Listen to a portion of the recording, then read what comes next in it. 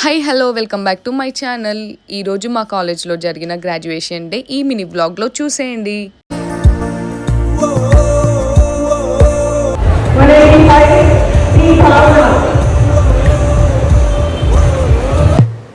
అమ్మ ఒడిలో లేని పాసం నేస్తమల్లే అల్లుకుంది, జన్మకంతా తీరిపోని మమతలెన్నో పంచుతోంది. మీరు నుంచి మన స్నేహ